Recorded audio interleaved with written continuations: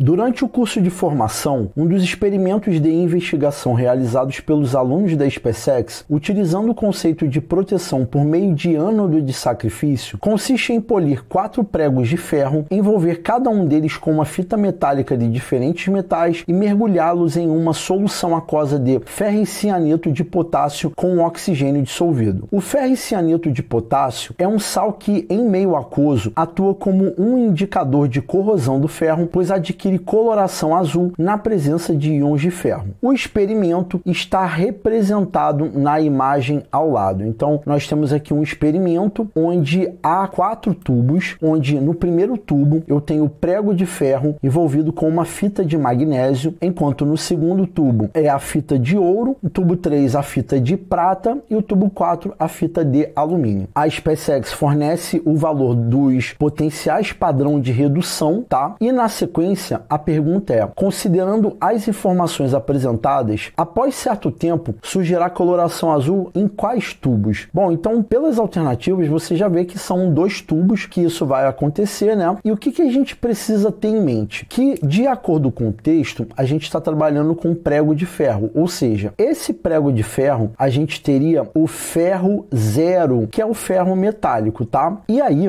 a ideia da questão é que esse ferro metálico forme os íons ferro, né? Por quê? Porque essa coloração azul vai acontecer quando você tem o íon ferro. Então, essa corrosão do ferro vai produzir íons que pode ser ou ferro 3+, que vai estar em meio aquoso, ou ferro 2+, tá? Nesse tipo de questão, não importa muito qual é especificamente o tipo de íon de ferro que vai ser formado, porque no final das contas, o que nos interessa é saber se vai acontecer a oxidação do ferro, tudo bem? Então, a dinâmica é essa. Você precisa ter em mente, para resolver essa questão, que vai acontecer a oxidação do ferro e essa oxidação, né, vai produzir justamente esses íons de ferro que vão ser identificados pela coloração azul, conforme o texto menciona. E aí, naturalmente, a dinâmica é saber se você vai ter uma dessas fitas dos metais citados promovendo a oxidação do ferro. Em outras palavras, se eu estou querendo promover a oxidação do ferro, é porque eu mesmo estou querendo reduzir. Então, a dinâmica nessa questão é saber justamente se esses metais podem reduzir quando em contato, né, nessa condição reacional aqui com o ferro. E para a gente saber se vai reduzir ou não, e aí só para desencargo de consciência, só para a gente entender qual é a dinâmica. Quando a gente tem uma reação de oxirredução, o que vai acontecer? A gente vai ter na equação alguém oxidando e obrigatoriamente alguém reduzindo. Eu vou escrever uma reação de oxirredução muito clássica no estudo da química, que é a reação que ocorre entre zinco metálico com o cobre 2+, tá? Então, esse daqui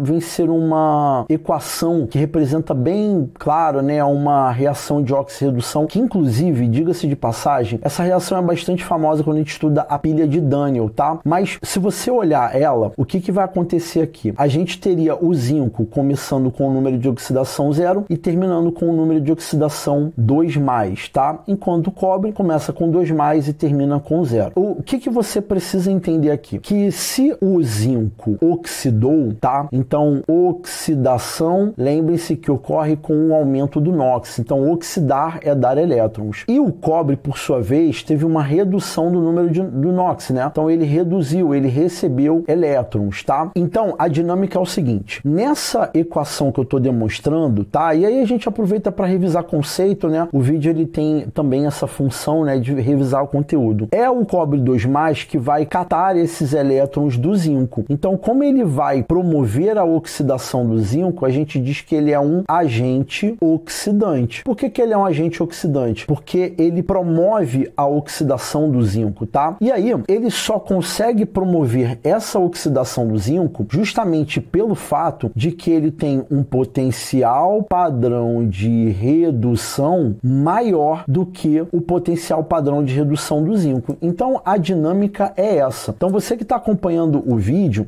eu quero que você tenha isso em mente. Se o potencial padrão de redução do metal, que está a fita lá em contato com um prego de ferro, se o potencial padrão de redução daquele metal for valor maior do que o potencial padrão de redução do ferro, vai acontecer justamente a oxidação do ferro. Então, quando você olha aqui, por exemplo, no primeiro caso a gente tem a fita de magnésio. Então, vamos fazer um comparativo, ó. O valor do ferro é menos 0,44, como vocês podem ver. Então, esse é o valor do potencial de redução do ferro. E do magnésio é bem abaixo, que é menos 2,37. Então, se eu tenho a fita de magnésio em contato com o ferro, eu não vou conseguir promover a oxidação do ferro, porque na verdade quem vai oxidar é o magnésio. Então, no primeiro tubo, eu não tenho a coloração azul, não pode ter, tá? Então, lembre-se que menos 0,44 é maior do que o menos 2,37. E a gente precisa que o metal da fita seja justamente o contrário, que seja maior do que o do ferro, tá? Então, sabendo que o tubo 1 não pode, eu posso eliminar a letra A e a letra B também, tá? Aliás, eu posso eliminar a letra E também. E aí, vamos lá. Aí, continuando aqui a nossa análise,